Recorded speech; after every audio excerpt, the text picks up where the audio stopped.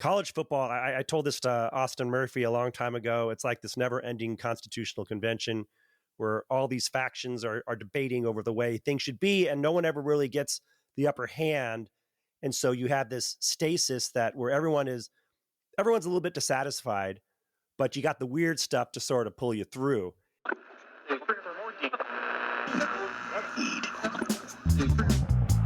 Welcome to the official Heisman Trophy podcast. Chuck Conrad with a kickoff. Boy, it's a strong leg. End over end. Sanders takes it 1 yard deep to the end zone. Up the middle of 5, 10, 15, 20, 25, 30, 35. He's at the 40. He's at 45, 50, 45, 40, 31, 34, 45, 40, 50, 10, 5, touchdown. Just like last year, a same story. Here's your host, Chris Houston.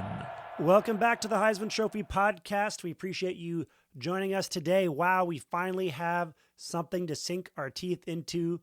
No more predicting, no more previewing. There's some real results to talk about in college football. I also have never remembered an opening game that really felt like the epicenter of the sport. That was Ralph Russo of The Athletic before last Saturday's Texas-Ohio State game in Ohio Stadium. I was there to check out the spectacle and witness Archie Griffin being honored for the 50th anniversary of his second Heisman Trophy, and he was gifted this really nice Axia Time watch on behalf of the Heisman Trust. Then, of course, there was the emotional last helmet pick by Lee Corso. The Buckeye Band was honoring the 2024 national champions. There was just a lot going on that day. And, of course, the game itself had a ton of star power, including Heisman Trophy podcast alum Jeremiah Smith. And over at Texas, you had Arch Manning, who was making his first start as the QB1 for Texas. The game was played mostly in a phone booth, and both coaches seemed pretty content to play it close to the vest. Ohio State won 14-7, but losing by 7 in Columbus in the first game of the year is probably equal to a win over a mid-range FBS team in the eyes of the College Football Playoff Committee. So if I'm Texas, I'm not even close to panicking. Okay, so what about the Heisman ramifications of that game? Well, I personally think that just as maybe some were a little bit too quick to anoint Arch Manning as the Heisman favorite heading into the season, and then now, only after he struggled against Ohio State in that loss, they're being way too quick to dismiss his chances at competing for the Heisman as the season wears on.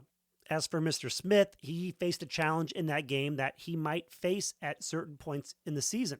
And that is while Julian Sayin is a remarkably accurate passer, and I think he fits in pretty well in what Ohio State tries to do on offense, he is going to go through stretches where he struggles, and that is going to affect the Heisman hopes of Jeremiah Smith.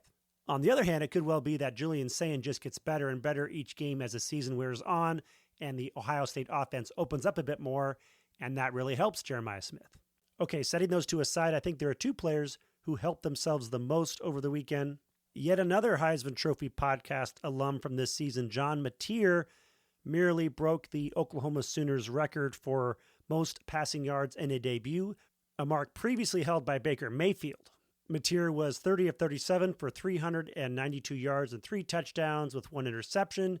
He also had 24 yards on 7 carries with a score as the Sooners beat the Illinois State Redbirds 35-3. Now, you're probably asking why it helped Mateer to have this great game against an overmatched opponent. And the answer to that is that if you're going to play Illinois State and still want to get some kind of juice out of it when it comes to the Heisman race, then having the headline say that you broke a record in your first start really goes a long way. The other player who I thought really helped himself over the weekend was Garrett Nussmeier of LSU. His numbers weren't out of this world. He was 28 of 38 for 232 yards with 1 touchdown. But when you beat a ranked team on the road in a venue that is very tough to play in, Heisman voters notice. There are some other players I noticed from the past weekend that I thought are starting to percolate a bit.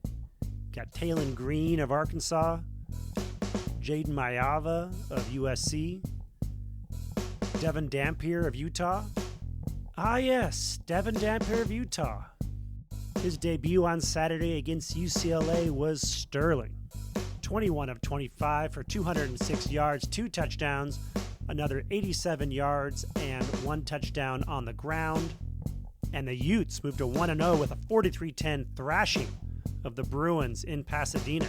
Now, people have been sleeping on Dampier, even though last season at New Mexico he had 3,934 yards, 31 combined touchdowns. He is dynamic, electric, really fun to watch. One of the things I really enjoy about this show is getting the chance to highlight players who are emerging talents in college football, players who are blossoming at just the right time, players with a little bit of a chip on their shoulder who are about to achieve great things, players like Devon Dampier.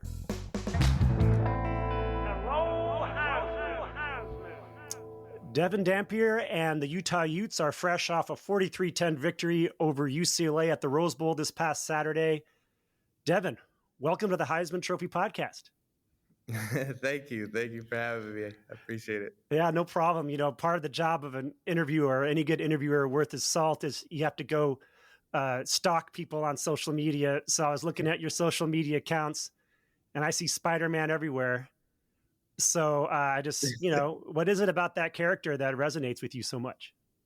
Yeah, no, I just think it was mainly kind of the Spidey senses thing. That was kind of just the biggest part, just on the field, that tends to activate. But just kind of been my favorite hero kind of growing up, and just kind of applied it finally in the football universe. Yeah. Does your Spidey sense ever tingle when there's a defender closing in on your blind side? That's what I call it, because it's definitely instinct. Yeah. Do you see any similarities between being Spider-Man and being a quarterback? Yeah. I think there's a little bit of both. You both try to, make others better around you. Try to help the situation. Do you get into character when you're playing? Because I knew a guy years ago who was a running back, and he said he used to take on the character of Tony Montana of Scarface when he was running. Oh, really? And so I'm just curious if that's something. Do you become Spider-Man when you get on the field? Mentally, I tell myself I put the mask on, but nothing more than that. Yeah, that's not too crazy. I noticed that you set a goal for 6,000 yards of total offense. That is a lot. Last year at New Mexico, you guys had around 5,800 yards, so you almost got there. But Coach Winningham, Utah has historically been pretty defensive minded. When he talked to you about transferring, what did he tell you about the kind of offense he wanted to run? And is he going to let you and Coach Beck have free reign to kind of go wild? Yeah, that was definitely, a main reason why I came here for sure. He first talked about culture and how important that is to him, especially during this age of football, just to keep that going. And then, the offensive side, he totally believed in my talents on the field, and he totally believes in Coach Beck as well. So he definitely let us know that if we came here, it was going to be up to us. And he's gave us that power. When you got there, what were some of the little things you noticed, the differences from New Mexico going over to Utah, like we talked about, very defensive minded? Were there little traditions or little ways of doing things that really stuck out to you? Yeah, I just thought practices were a lot, just a little bit more deliberate when we did things, and just also the mentality. I think the mentality we had in New Mexico was great, but obviously being here, Utah is known for just having that tough mindset every time we're on that field. So every practice almost felt like a game to me. Did you already have that tough mindset, or did you have to develop it further now that you're at Utah? I feel like I've always had it, especially just from high school. I always felt like I was doubted growing up, so that chip on my shoulder never leaves. Yeah, I was going to ask you about that. You won a state title at Saguaro High in Scottsdale. I look at the tape of you in high school, and you look just like Kyler Murray to me. Clearly, other people weren't, into that as much. So, what do you think happened with that? What was going on with your high school recruiting that you didn't get a lot of attention from the Power 5 schools? Yeah, I did. I was blessed to be in a situation where I was. We had a lot of players that also went D1, so I definitely got the time to throw in front of them and things. For the most part, the height was always the emphasis that was told just about me. So yeah, yeah, I mean, New Mexico took that shot on me, and I accepted that opportunity, and I'm grateful for it. So I took it. It seems weird that height is still a thing especially when Kyler Murray was the first pick in the draft and he's short. But one area that people talk about you needing to improve is your completion percentage as a passer. You had a big game against UCLA, 21 of 25, 84%. That's your best completion percentage game. What did Coach Beck say to you about that afterwards? And how would you grade your overall performance against the Bruins? Yeah, Coach Beck came up to me right after, again, let me know that I played very well, and he was happy the way I came out, just the leadership and especially, obviously, the performance. But, he has a lot of trust in me this year. I could definitely feel it. He had trust in me last year, but just to already have a year under your belt, you can definitely feel it when a coach trusts you a lot more out there. So yeah, he made that certain for sure. And, I thought my performance was well. It always helps when, the O-line and the receivers and the running backs, when everyone contributes, it makes my job a lot easier. Was that one of the factors when you were looking at what school to go to? Did you look at Utah's O-line, you see 5 starters return, you think, wow, it's a good situation to be in? Yeah, that was, I always tell people that was probably number one. When you see that front 5, it's like, man, I want to be behind those guys. Mm-hmm. What kind of work did you do in the offseason to help improve your accuracy as a passer? Yeah, just timing and, visualizing, coverages with the receivers as well, just being able to talk to them when we're just alone, just us working out, just to be able to have that same page, same communication. And, when you're on the same timing as them, the ball tends to get in their hands. They say that for a quarterback, the biggest jump of improvement goes from like second year to third year in a system. How much of that do you think is going to be just natural progression for you, improving versus the kind of specific work that you're putting in? Yeah, I think a very natural improvement for me, especially I felt that, just when I first got here, I'm going against a great defense every single day. So I just felt that progress going. And again, that second year being under this offense, going into game week, I went in there with confidence, and I think that's just going to continue to grow. There's so much transferring going on now in college football. I feel like I talk every week to someone who's a transfer. I'm always curious to know, what's it like going to a new school? I mean, is it like the first day of school when you go in and you have to meet all these new people and everyone's looking at you, and you know what I mean? Is what's that challenge to you? I know you're an adult, but I feel like it's a little bit the same, right? You got a whole new set of eyes on you. What was that like? Yeah, it's all about just getting out of your shell for sure. I was lucky to come here with 2 of my other teammates from New Mexico, so obviously I bonded with them right away. But just to be able to meet the new people and open up to them, I think that's what allowed our team just to come so close together already. Yeah. What part of your game do you obsess about most in the film room, and why?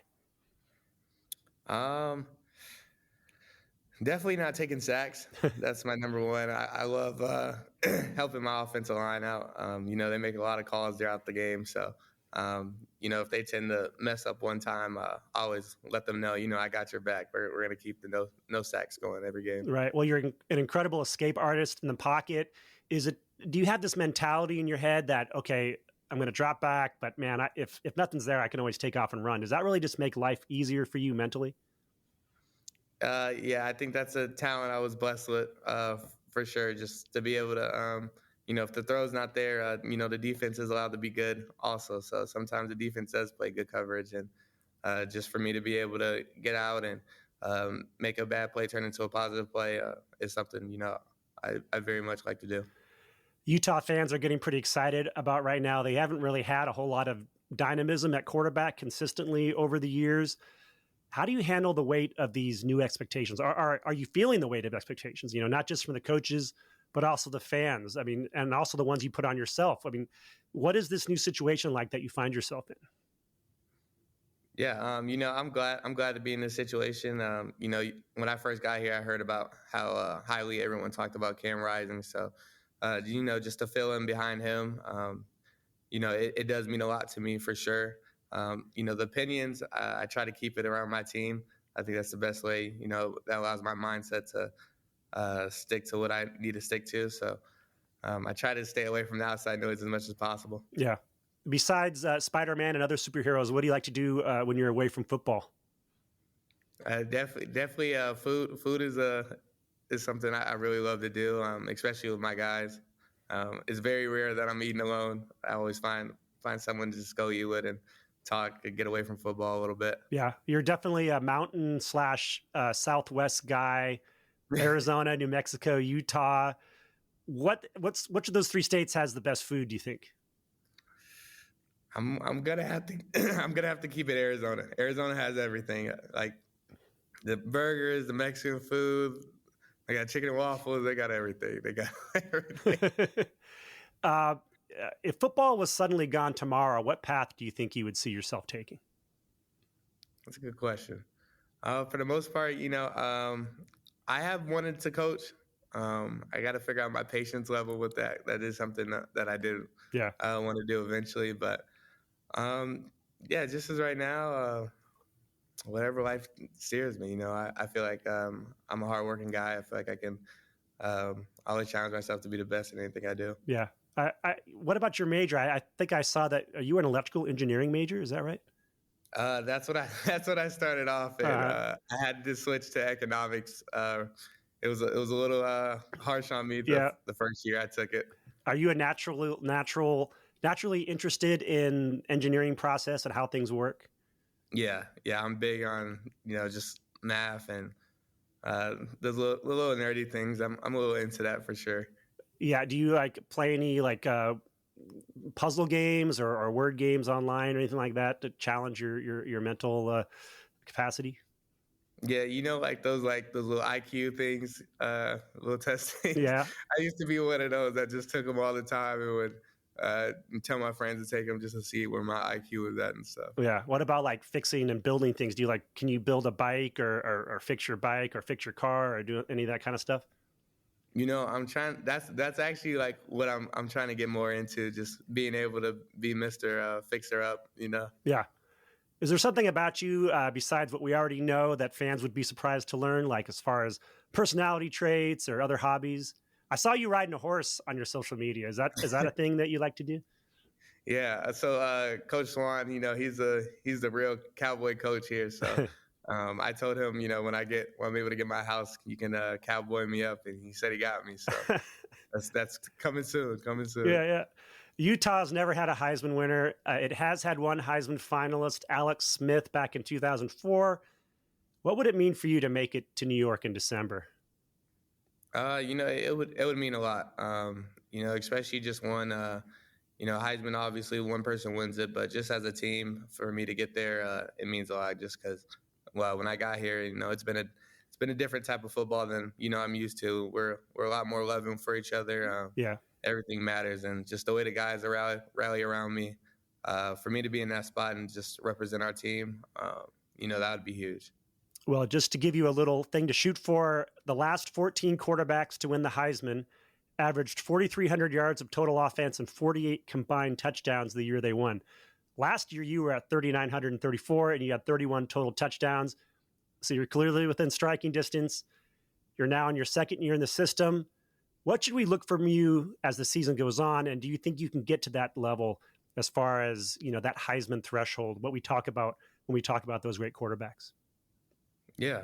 I just think, especially out of our offense, just to expect to be better efficient. Last game was our first game, and I'm happy the way we came out. And just to keep building on that, I think we're going to get more comfortable with each other, and plays are going to just come a lot more natural to us. So, I think a lot of progress is going to come with that. You just played UCLA in the Rose Bowl, a great debut for the Utes, and you are coming back to play for the first time in Rice-Eccles against Cal Poly on Saturday. How excited are you to play in front of the fans? I'm super excited. I've got to see a couple of people just when I was out about before football season, and the must is the real thing. So I'm excited to see our student section for sure, and just the fan base as well.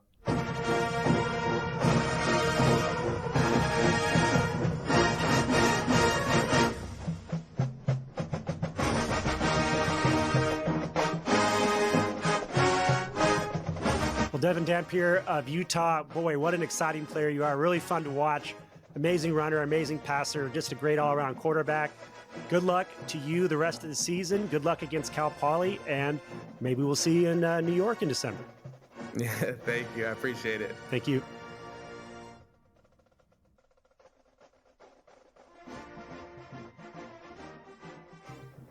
Be sure to like, subscribe, review, tell your friends, tell your family about the Heisman Trophy podcast.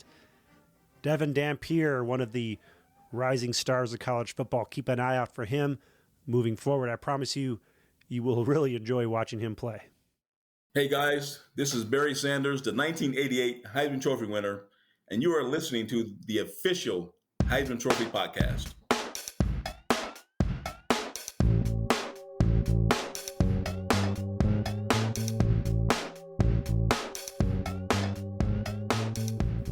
Tell you what, every sport has people with roles to play.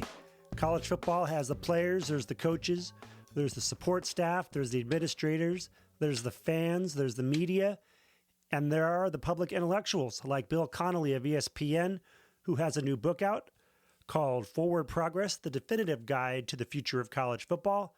Came out on September 2nd, Tuesday. We recorded this interview last week, and I think we had a really engaging discussion on the future of college football. Hope you enjoy.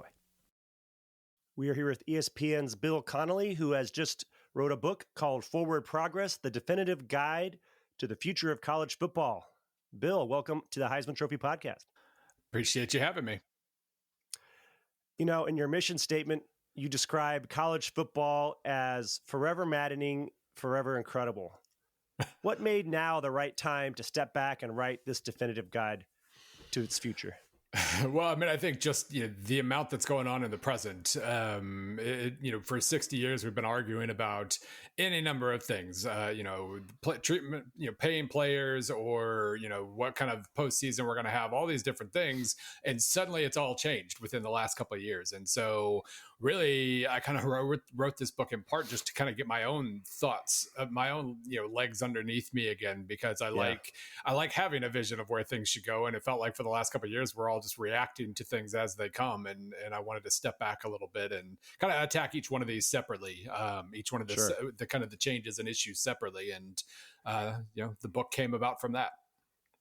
Yeah, I've read some of it, haven't been able to get all of it yet, but you did start in the first chapter with the 2006 Rose Bowl game between USC and Texas. It's kind of like the baseline, I think, for how you track the changes. So why did you choose that game? Well, number one, I just knew that, when I started this process in late 2023, I started to realize that the game was, if I wrote this book, it was probably going to come out in 2025, the 20th anniversary of this game. So it kind of made sense in that regard, no matter what. But then I started thinking about it and kind of, walking back through the game and taking my notes and everything. And I started to realize, obviously one of the greatest games of all time, but beyond that too, it was this perfect little, window into two different eras. It was kind of the end of an older era where you had Keith Jackson on the call, you had fullbacks in the game, all these different things. But then you also, Vince Young and Reggie Bush were kind of futuristic players to begin with. And, you just had it was HD television and, big stages, and we had moved on to the BCS, and it kind of felt like the beginning of the transition toward this era as well. Obviously, Reggie Bush, everything that played out in the Reggie Bush saga would have been much different 20 years later. Sure.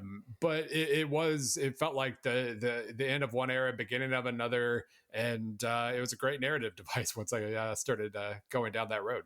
Absolutely, for sure. Though I like the way you weaved the present and the past together in that chapter. A very interesting read. What is your personal background, and why did you really get into college football from the beginning? Well, I started as a blogger. I know there are a few of us out there who found the blogs in the mid 2000s. Yeah. Yeah. By the way, if we cross paths and I was too hard on you, I apologize back then. Who knows? A lot of arguing. Who knows what people might have said in like 2006? It's been a while. Yeah. We've all grown. I basically started in that period, and I started a Mizzou blog. Actually, I still live in Columbia. I still live in my college town somehow, and just kind of started a Mizzou blog and didn't know what I was going to write about over the summer months, and started playing with analytics and whatnot. There really weren't there wasn't much to go on in college football. And so I started fiddling around, and that gave me kind of an in. It was always the writing always came first. But, playing with the numbers, get into it, over the next few years, building what I thought was a pretty good predictive model in SP Plus, it kind of gave me, a way to understand the game. Then I started full time with SB Nation in 2011 and got to, start to know the coaching side of things. And I it was just really fun trying to understand how the game works from a lot of different directions. And just that, and lots of writing through the years, I developed a specific kind of perspective on things, and it's led to a few books and a decent career. College football, you talk about the period back then. A lot of it was about arguing. A lot of it was about debating. A lot of it was about passion, engagement, fan engagement. A lot of these issues you bring up in the book were things that we've been debating for years, talking about ways to improve things. I remember I was just like big on schedule reform. Everyone should play the same amount of games, have similar, types of opponents as far as strength of schedule and all that. Mm-hmm. And then, things kind of petered around for a couple decades. And then suddenly the last few years was just everything everywhere all at once. And I worry that it's kind of almost like a reflection of other parts of society where there's massive changes going on, where we're obviously not going back to the before time of college football. Yeah. And so the traditionalists sort of have to kind of eat that, right? They have to kind of accept that. They don't want to be the old man yelling at the cloud. At the same time, my big worry is that it gets taken over by a bunch of corporate stooges, right? You've got, there's talk of private equity coming in and buying up teams and running them. And the first thing they're going to do is get rid of some of the things that maybe a little bit seem extraneous to someone whose dedication isn't to college football, but to shareholders, and maybe some of those things that make college football special. And, the music starts to get piped in and things start to get glossier and almost like AI slop, sort of a homogenization of everything, sort of like the NFL. How do we go through this change while still retaining the things that, for a lot of us old timers, made college football so appealing and so intriguing? Yeah, this is certainly where, I've written basically a soccer piece a week for the last 5 years that gave me a lot of useful insights to things like private equity and how things go in that regard. Because it's been, I think, pretty clearly a net negative for European soccer, especially. Because, you come in, once private equity, or it would be a little different with college sports. You can't buy a college football team, obviously. Yeah. But you invest in an athletic department, you're going to have pretty strong opinions on how to cut costs and streamline things and whatnot, and that takes us in pretty obvious directions. And it's not really something we keep flirting with the vampire and thinking about inviting him into the house, but we haven't quite done it yet. At least not in terms of schools or conferences. It feels like any day now. But no, I mean, there are all these kind of influences when the pursuit of more money takes over everything else, and there's nobody in charge of the sport to stop anybody from doing that. Yeah. It takes us to pretty clear places. I did, one of the chapters was in regard to, why there isn't a commissioner who's actually in charge of college football. And it really, we've seen plenty of sports do plenty of terrible things with a commissioner in charge. It's not like that's a cure-all by any means, but not having one means that the most powerful commissioners are in charge. That's the way it's been for at least 30 years now. And they are beholden to their presidents and make the most money for their conference and creating the most power for their conference. And that's just a really bad thing because, among other things, it means everybody else has to take risks to keep up. And that's where the private equity and things like that get involved. So we're kind of lucky with college football just in that it's always going to be silly. There's never, 18 to 22 year old males playing with a pointy ball. Like that stuff's that's never going to go completely as planned. And the influence that boosters have is very unique as well. So we got plenty of that going for us, I guess. But at the same time, Yeah, the pursuit of power and money has taken us to predictable places, and I am kind of worried about not only that kind of homogenization in some ways at the top of the sport, but also just the top of the sport outdistancing the rest of the sport. Can we even have a Boise State rise now? Can we have a 2007? It feels less likely than it did at one point. For sure. You talk a lot about bringing in a commissioner or creating an office of commissioner, and you weigh the pluses and minuses of this. Like you mentioned, you could get a bad commissioner. The old system, there was this, it kind of thrived on decentralization, right? Yeah. Where it's like college football. I told this to Austin Murphy a long time ago. It's like this never ending constitutional convention where all these factions are debating over the way things should be, and no one ever really gets the upper hand. And so you have this stasis where everyone's a little bit dissatisfied, but you got the weird stuff to sort of pull you through. And how do you balance that against this commissioner? I just think that college football fans are so distrustful. Like USC fans, Paul D was the head of the infractions committee, and he was a Miami guy. You should have seen the USC fans talking about, Miami just wants to beat USC, and and God forbid someone goes to a school who's on at the top of the food chain who is a rival for your team. So it's like you're not going to trust that. Who is someone out there? I mean, I know you've offered yourself since 2017. Yep. And hey, and any day that call could come. Any day that call could come. I could be all for that potentially. But who is someone out there that is basically seen as nonpartisan? Yeah, that could do this. I mean, that's always going to be the issue. Because I mean, even obviously, you ask Nick Saban, everybody says Nick Saban should be it, and he's like, I don't want to do it. What about Greg Sankey? Well, Greg Sankey's already the most powerful person in the SEC and probably college sports. But if Sankey were in that title instead, he really is. I did try to say right up front in the book, and because I get kind of frustrated with conference commissioners sometimes, and so there's plenty of that in the book. But I try to say right up front, like they're working on their president's behalf. If they don't do a good enough job of that, somebody else can, they can be fired and somebody else can take the job. So I get it. And maybe if he had a different hat on and had to think for the best of all of college football, he would make a lot of different decisions. So maybe that's fine. But you're right. He would always still have been the SEC commissioner, and anybody you put in that job will have graduated from some school that has college football. And the way fans are, I mean, I guess really it wouldn't be any different. The only difference would be you'd be distrustful of a person instead of like the NCAA just being this kind of mass thing that everybody decided was conspiring against them. Maybe that wouldn't be that big a change, but you're right. Like people will find a way to theorize about whatever conspiracies are holding their team back. I have to admit, I kind of miss the old days of the evil NCAA, all powerful, completely irrational, with just a labyrinth of regulations and things that people couldn't understand. It was a charm to it. There's here's a question I've been asking a lot of people on the show, a lot of journalists on the show when they come on, and I'm trying to figure this out because anecdotally, I walk around, I talk to people who are into college football, and here's my anecdote: the people who have been following it for a long time are like, "Oh man, I don't even know who's on the team anymore. Right? It doesn't make any sense to me. Why am I interested to see Cal play NC State?" Yeah, that kind of thing. I see a lot of that. There's a lot of people who are turned off by that. That's just anecdotally.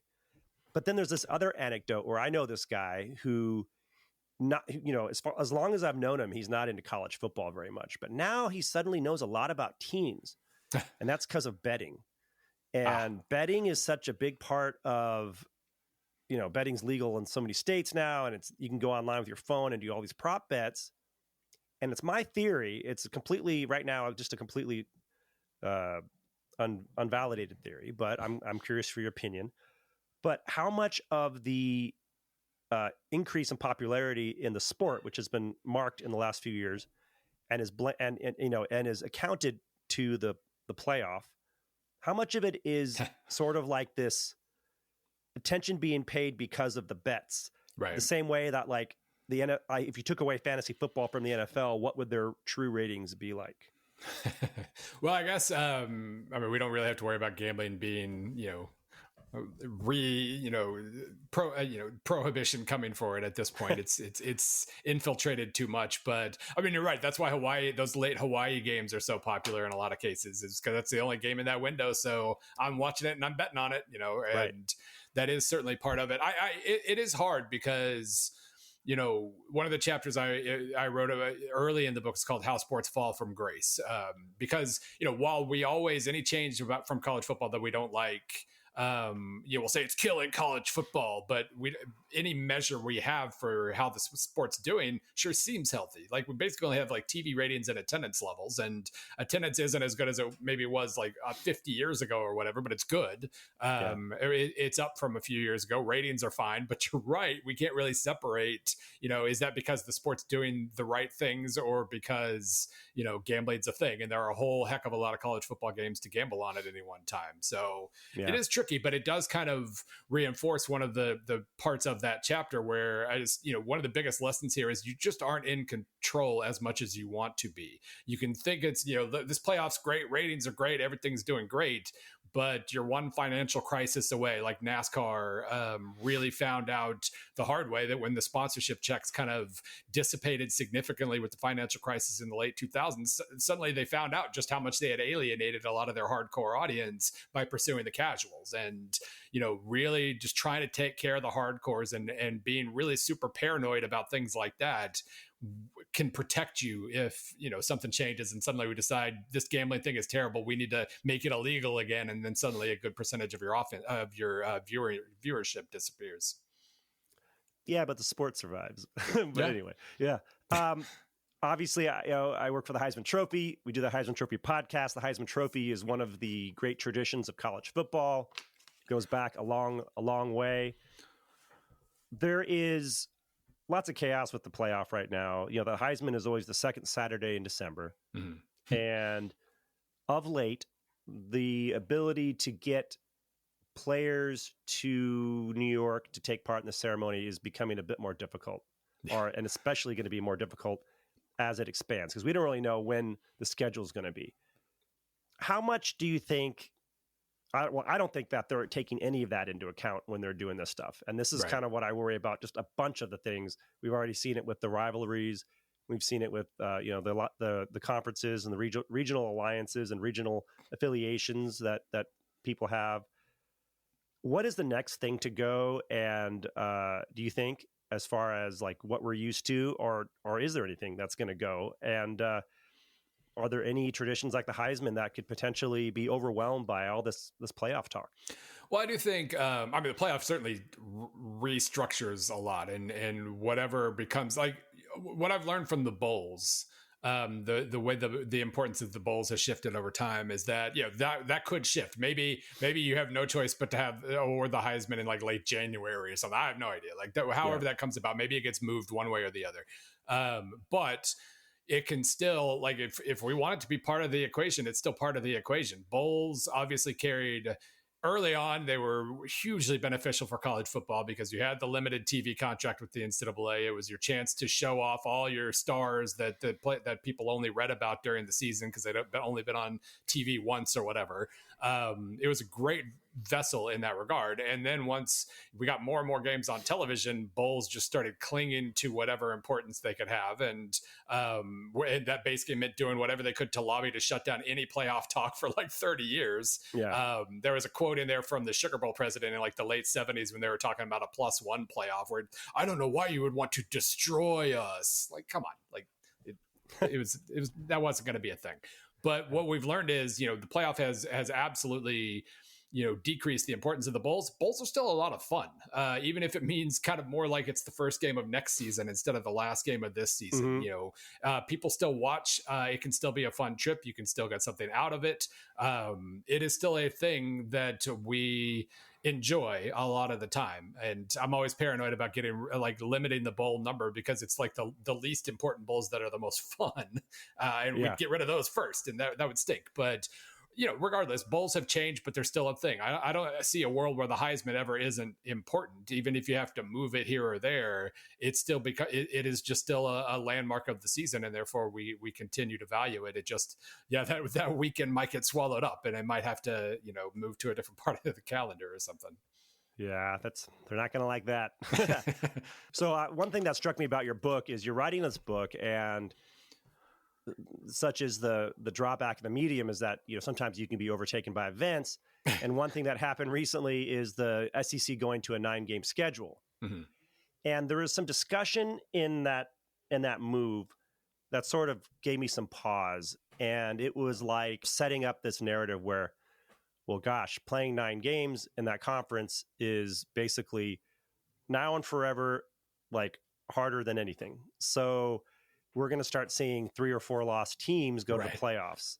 Like, they're basically setting up this thing where it's like, hey, we should be able to have 3 or 4 loss teams. And for me, it's like, if we have a 3 or 4 loss national champion, I'm like, what are we doing here? Even is that the sport that we love? For some reason, 3 and 4, there's a humongous separation in my head. 4, I can't comprehend. 3, I'm like, oh yeah, I can see 3. That'd be fine. Yeah. But no, I mean, I think that is the one thing that the 12-team playoff officially ushered in was the fact that we have an actual tournament at the end of the year now. And that doesn't have to be scary. Like, that's every other level of football. Sure. A 6-4 high school team can get on a roll and win state, stuff like that. And that's always a state title, whether they were, they weren't amazing in the regular season. So I'm not worried about that, but it was a massive change. It was one of many, many massive changes we've seen recently. And, if there's I'm curious what the reaction to such a thing would be, because if you win a playoff, you played awesome at the end of the year. That's the one thing we've already learned is Ohio State had to really, really shift into a high gear to do what they did last year. And you're going to end up beating 2 or 3, at least, like top 5 level teams. So yeah, if you do that, maybe, we just we go with it. We're used to it from every other sport. And it turns out to not be a thing it turns out to be a thing we thought we'd care about, and then it happens and we're like, they were awesome, it's great. Yeah.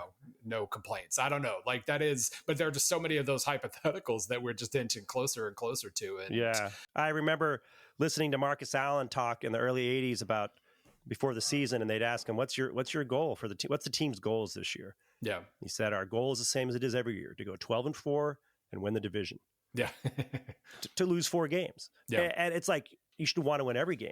And I fear that right now there's a little bit of decompetitiveness in maybe the message that coaches need to send to players now. Like, before, every game was really like live or die, right? You had to win the game for the most part. Maybe you could lose 1.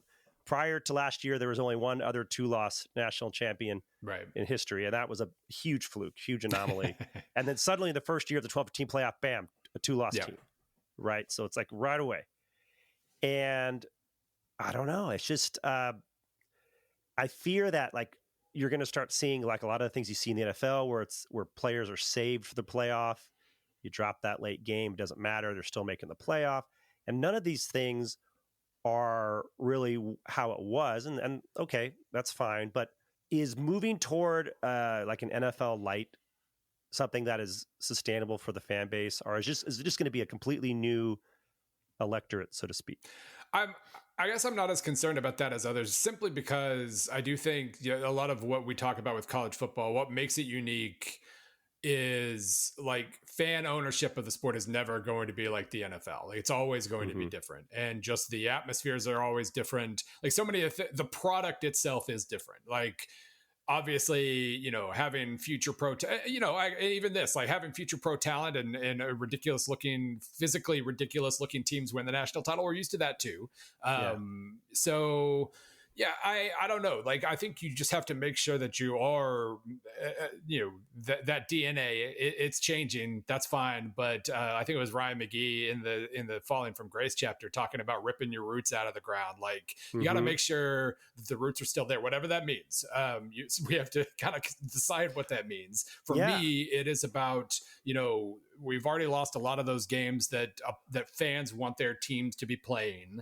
That's a huge concern to me, because I mean, I'm a Mizzou guy. I still live in Columbia. Like the Kansas game sold out very quickly this year. People are extremely excited about that, and that's good. Like, that's, even though you're in different conferences and everything, like, play the games you're supposed to be playing, like, that your fans expect, and that's a huge thing. Like, Mizzou, Kansas, Alabama, Auburn is never not going to be a big deal. Michigan, Ohio State. Last year we saw exactly how it could be changed with the playoff. The Ohio State lost it. It was devastating for 2 weeks, and then they went on and won the national title. But it was still awesome, and Michigan fans still sure loved bragging about winning that game. So good point. It's, it doesn't having this many things change is always, the ground's kind of wobbling, and sure. it's kind of a scary place to be. But as long as we make a good list of what truly makes college football, and we stick to that list as much as possible, we're already straying from it a little, then I'm less worried about that than maybe I should be. We'll see. Yeah. And that's why we need someone like you to be the commissioner, right? In the book, Exactly. in the book, you sketch utopian and dystopian futures for the game. What scenario do you think is most likely to play out over the next decade? Well, I think for the short term, we do kind of know. One of the points in there, in a lot of places in that book, is we never know the future as well as we think we do. We never got the 4 evenly powered super conferences, 16 teams each, like we thought. We got like a mutated version of that, where they're not all 16, and a couple are way more powerful than the others. So we never quite know what's coming. We know in the short term, the SEC and Big Ten have leveraged have used every single amount of leverage they have to make sure they get the most money from the playoff, and that they have the decision-making power moving forward. And I hate that with a passion. Like, that's one of the biggest, the depth of this sport is one of its biggest strengths. And now we're kind of trying to, suffocate some of that. And so that's a huge concern to me. But we do know in the short term, we don't know what the playoff's going to look like, but we know players are going to get paid, and we know who's going to be paying the most for those players. So that is what it is. But one of the goals, I guess, of the book was to at least kind of sketch out possibilities for the future. If there's ever a moment for change, unfortunately, a lot of big changes, you need a crisis to undertake that change. And I'm not going to root for a crisis, but just as opportunities come, just directions we could go, whether it's sharing revenue more broadly, whether it's a salary floor kind of deal where everybody has to spend a certain amount of money to make sure that there's a lot in the pool for a bunch of players, whatever those things are. I just try to touch on a lot of different things to make sure we don't assume that the next 2 years, the next few years that are happening are forever. It doesn't always have to be that way. Yeah. One of the things I've noticed that in the discourse, in the media coverage, I'd say like 80% of coverage of college football right now has to do with NIL, TV rights, conference, like basically a bunch of like everything but the game almost. Right. And the recruiting sites, which for many of the diehards, like those recruiting sites, I feel they're just not what they were, because recruiting isn't really recruiting anymore. It's like, it's just bidding and it's super opaque. You don't know what's going on. There's no way to really cover it properly. And so you don't get that drama. You don't get that early exposure as much to the fans. But on the other hand, I was thinking about it, and I said to my friend the other day, with all these changes, we're still have Alabama, Auburn, but there's not going to be any Alabama fans who are like poisoning Auburn's trees anymore. And then I'm like, well, maybe that's a good thing. Maybe that's fine. Maybe we can curbing some of the nuttier excesses and bringing some levity and perspective to the sport, which after all involves real human beings and people who are doing their best, and ostensibly student athletes. I guess my question for you is, if you were the commissioner right now, what are the first 2 or 3 things you would do, right out the blocks? Yeah. Well, I do think some of that toxic passion, we could stand to probably drop that a little bit. Even last year, like if one of the takeaways from Michigan Ohio State is you don't have to give your head coach death threats after he wins a rivalry game or loses a rivalry game, like maybe that's okay. But no, I mean, one of the first things I basically, if in my mind, if you're in a commissioner level thing, like you want to make sure that everyone is engaged for as long as possible. You don't want anybody to disengage, to let go of the rope, to use a football coach parlance. And so I'd be just on the lookout for whatever those things I feel are most important. One of them is, again, making sure teams are playing who they're supposed to be playing. Make sure that those games are on the schedule as much as possible. Once I'm put in charge of all college football scheduling, I have some pretty good ideas for how to, do that any day now again. But another thing is, we really do need to get to a point with the NIL situation where you do have some sort of, whatever it's called, whether we call it collective bargaining agreements or whatever. It is a very strange situation to be in where, all these coaches are hiring like general managers or cap, guys to balance the cap. All these, everybody's looking at it slightly differently. But how do you do that? How do you plan at all when your best players can go demand more money or transfer in January and then do it all over again in April? There's a reason why every coach wants one window. And I get it. I don't see how that works with the academic year at all. So we'll see exactly what kind of progress is made. But no, that's getting to that point where in advance, I'm going to this school for at least 2 years. If I want to leave, you're free to leave. You're not a hostage, but whether it's losing a year of eligibility, whether it's having to sit like the old transfers did, having some sort of consequences to what amounts to breaking a contract. I try to be as player friendly as possible. I don't see any problem with that. Pros have limitations on their contracts. Like that's, So working toward that, I think would solve a lot of that potential disengagement, because we are at a situation where, like, if your team's awesome, it doesn't matter who's playing. You're in, you're engaged and you're fired up. But if your team's pretty mediocre and you don't know any of the players on the field, you don't know any of their names, and you're not even playing your rival, you can't save the season at the end of the year, then I think your odds of disengagement go way up. Sure. And trying to address those things, I think, would help massively. Yeah, and also the concept of the student athlete, which was for so long touted, which is basically it's not even a thing. But I'm just even thinking from the perspective of a student athlete, from the perspective of someone who is attending a college as an athlete.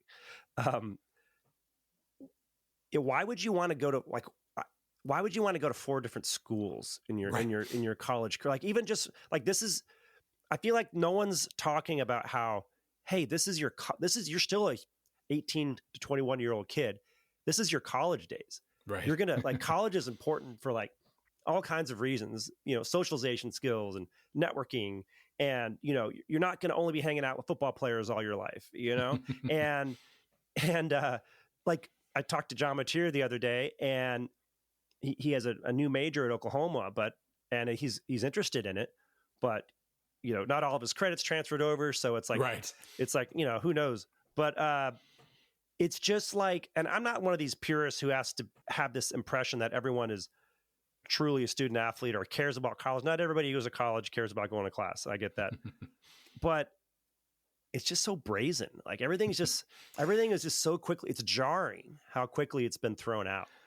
Yeah, there's the transfer credit thing is real. Like that's a massive. Every time you transfer, you're further away from graduating, basically, and obviously that creates its own set of issues. I mean, I'd like to think that if we get to a part where you've got the collective bargaining, you've got these things that are just that number of overall transfers is reduced, then that does address that to some degree. But no, I mean, that's, I guess you could spin it around and basically say, well, they were always, steered towards no-show degrees anyway. So it's not like they really got a degree. We could that, and there's obviously some truth in that, but you're right. I mean, that is an absolute, I don't know, like it is a thing. And it's even when transfers were extremely restricted, it was kind of a thing. We kind of disregarded academics to a certain degree. And I guess that part hasn't changed, but it's a thing.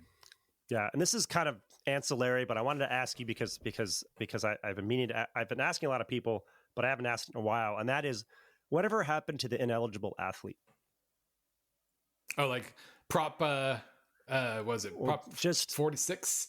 Well, Prop 48 was the old one, 48. but everyone qualifies. Almost everyone qualifies for school now, and there used to be this thing where like once every year there'd be like one or two guys who were academically ineligible. They flunked their summer class, couldn't make it in, had to sit out a year.